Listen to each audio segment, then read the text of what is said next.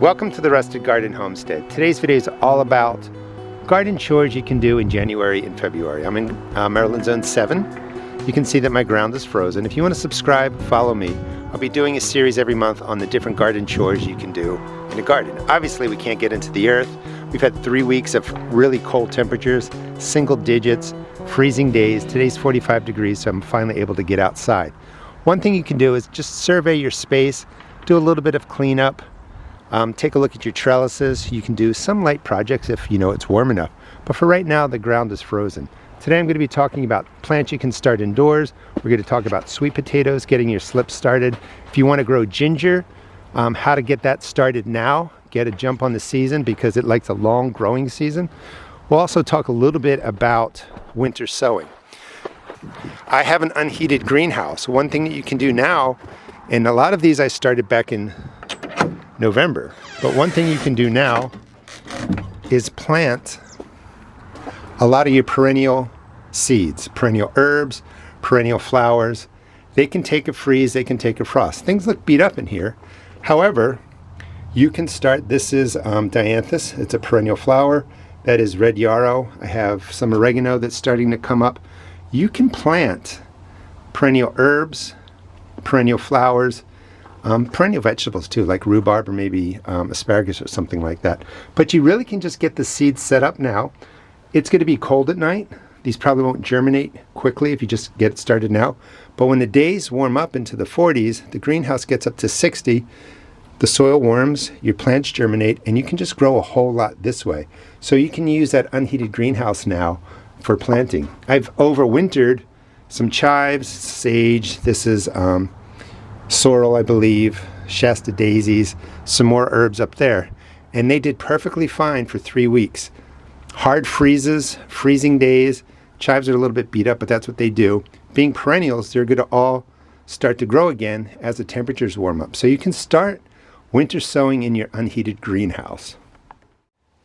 You can grow leafy greens indoors. That's endive in the front, lettuce back there. Grown in foil baking trays. Check out the video description for full videos on how to do this. Growing peas right in there for the tendrils. I also have arugula, spinach growing. I have cilantro, parsley down here. Basil, tomato plants in here, but it's way too early for those. Those are just for prop plants. But one project you can do in January and February is certainly start growing some leafy greens that you can eat indoors. Enjoy them, while you're getting things up and growing and getting the plants ready to go out into the garden. In some cases, I understand, like I'm lucky enough I can plant in March. Some people can't really get out into the garden until later April. These are indoor projects. Ginger likes a really long growing season. And to really get it to develop a nice rhizome here in Maryland, you have to start this indoors. And I usually start it indoors about 60, even 90 days before it goes outside. This one's a little bit big, but if you just cut your ginger into 1 inch, 2 inch pieces, maybe a little bit bigger, 2.5, 5 centimeters, cut them up into pieces, and then you just soak them in a bowl of water overnight. These are sweet potatoes. I'll talk about them in a second. Once they've soaked overnight, I add in about 1/2 cup of peroxide just to clean these, get rid of any potential mold or fungus issues. Put them right into a Ziploc bag. I put the date on. I started these on January 21st. Put in a paper towel that I soak with water, squeeze out. That keeps everything moist, keeps the moisture in. And these are actually going to, right where these little points are, these rhizomes or these nodes, they're going to sprout. You also see some root growth. By getting these started now, you really do get 60 days worth of growth. This is what would be happening underground. You're doing it in a Ziploc bag. You want these to go into the soil after the danger of frost has passed. So you can kind of find that date in your area, count back 60 days, 90 days, and start your ginger just like that. Sweet potatoes, I like to soak them in warm water during the day. So I started this at about, 8 a.m. when I got up. And every hour or so, I dump the water out, put in some warm water, and just let these get soaked. I'll show you how I set these up in a second. I'm going to take them upstairs and get them started. I actually start them in a seed starting mix rather than water. For both of these, check out the video description. I have extensive videos on how to do this with growth examples, but you'll get the idea now. This is something you can start in January, February in your area. And of course, there's not a ton you can do in January and February if you have a garden where the grounds, freeze up and you get snow. But we are getting really close to being able to get out here and plant. In March, I'll be planting a lot of stuff.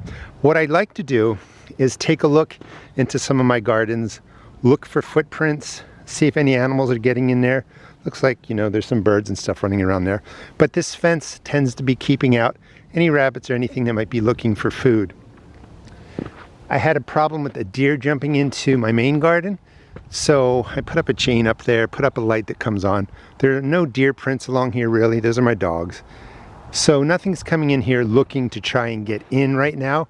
And sometimes with the snow everywhere in your area, the deer are gonna come and try and get into an area where maybe there's some free food. There's some stuff growing in here. Let me give this a big tug through the snow. There's some stuff still growing in here, Napa cabbage, kale, but there aren't many animal prints. I can see some rabbits or something right there. But this is a great time to come into your garden, look around, and just see what kind of footprints you have. That will give you an idea if you have, I don't know what's really out and about now, but moles, voles, rabbits, deer, even raccoons, possibly fox, whatever. You're going to see the footprints through your garden when you have snow down. And sometimes you can find the trail, the footprints, to maybe where they're nesting. I'm going to come in and I'll show you, I'm going to do a quick fertilizing of the beds right here. Just going to be scattering organic granular fertilizer on top of these beds, letting it just kind of melt into the top part of the garden. If you didn't really prepare your beds well back in November, December, end of fall, you can go ahead and put down some of your organic granular fertilizers now right on the beds and just let them work their way in. This way, come February, March, April, when I really get into planting the beds, that fertilizer will have incorporated in that top inch or two of the soil and the plants will be able to use it. The thing about the organic granular fertilizers, they're pretty much the same ingredients. Blood meal, bone meal, chicken manure, poultry meal, I don't know. It's basically the same ingredients. It's dry, and this stuff has to basically rot.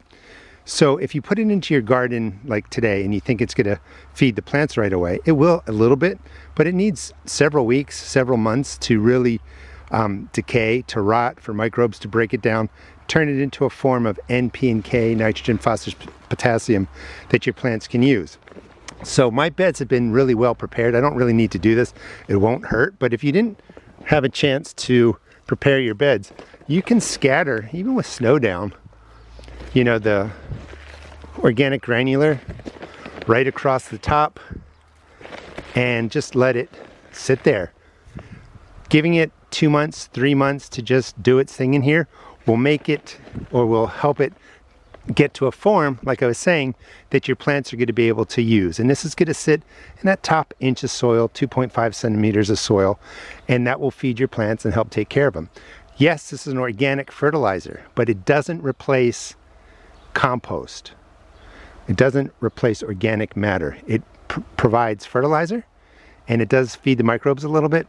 But if you want a successful garden, you really want to put down lots of organic matter, lots of compost. That's what the microbes thrive in. That's what the mycorrhizae grow in, the fungi grow in. All the good stuff need that organic matter to really reproduce and to live and to thrive.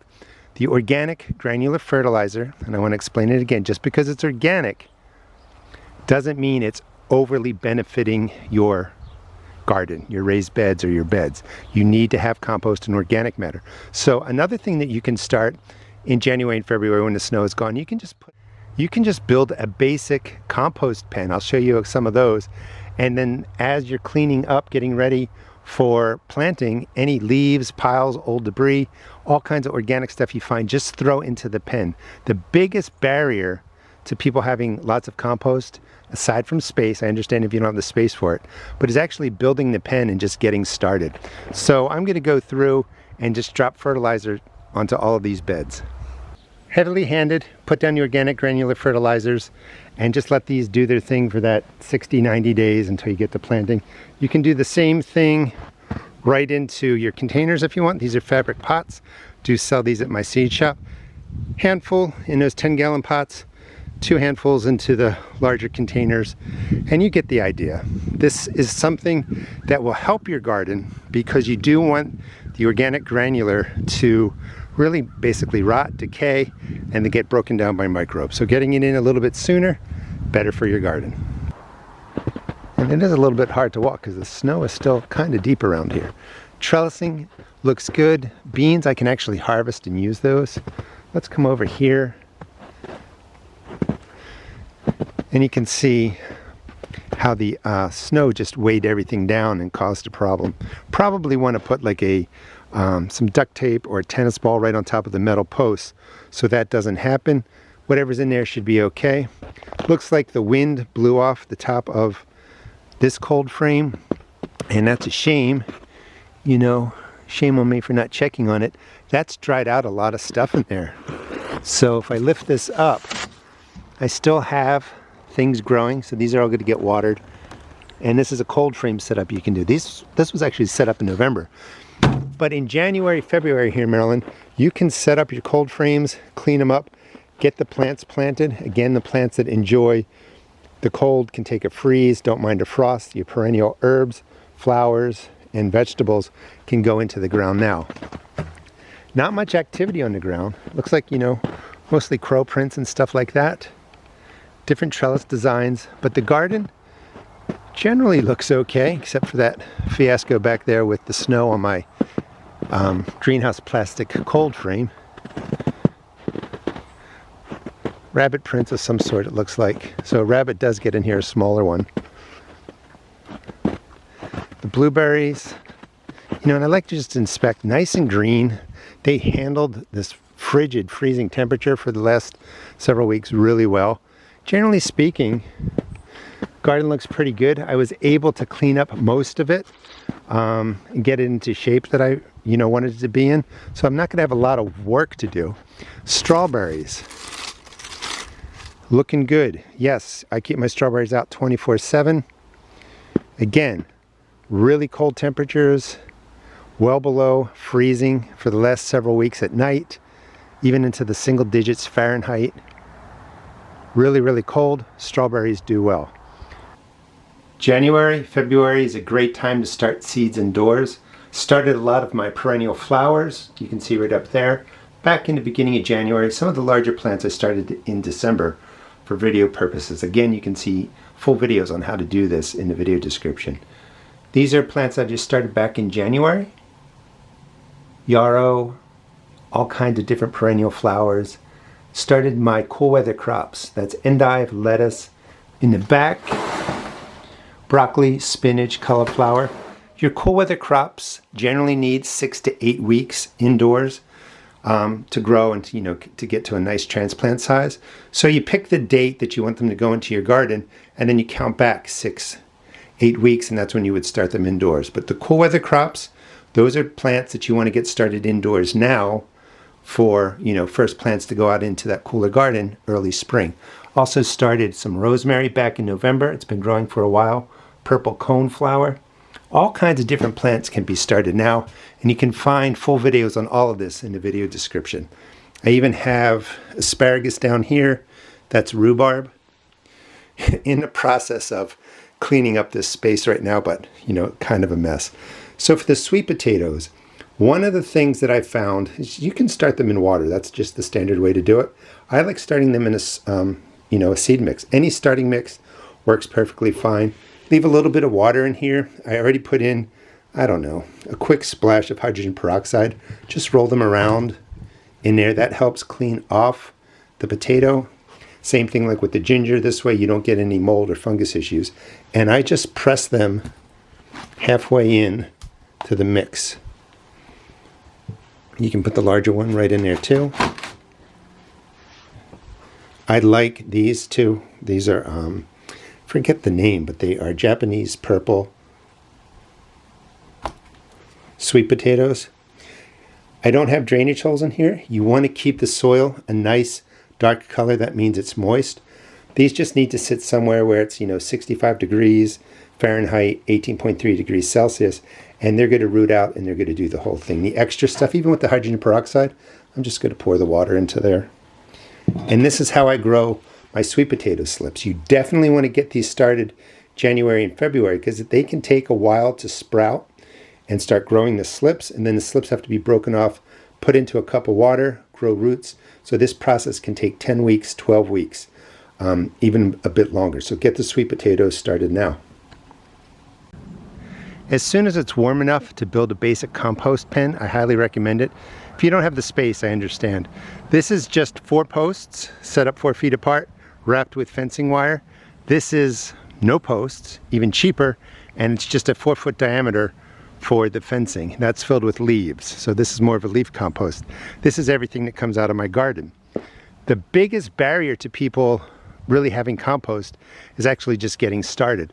So January, February, a great project is just to set up these compost pens. And then when you're, thawing out, you're going through your garden, you're cleaning up, just put all the debris into the pens. Now, the organic granular fertilizer, the organic water soluble, it's organic. Microbes break it down, but they don't do much for creating the soil structure and giving the microbes and the life that's in soil, giving them really the materials they need to grow and thrive. That is compost. So once you start composting, you'll really end up with an endless supply, but you're going to see how your garden changes. The plants just do so much better. You can use compost mixed into the soil if it's fully broken down. You can use it as a mulch. It helps retain water, build soil structure, but you absolutely need organic matter compost to build really solid soil for your garden. Please subscribe. I'll be doing this series every month, just going over what you should be doing in your garden with respect to Maryland Zone 7. So if you're in a colder area, maybe start a little bit later. If you're in a warmer area, you're going to have to start a little bit sooner. But I will go over stuff that you can seed start, direct seed, plant. I'll go over how you take care of pests and problems, just everything associated with gardening in that month. Please check out my seed shop at therustedgarden.com. If you want to see how I grow all this, check out the video description. I will put videos in. A lot of these videos I shot already in January, and it'll just give you more information on to really do everything that you see here. And if you need even more information, please check out my blog at therustedgardenblog.com. Thanks so much for watching.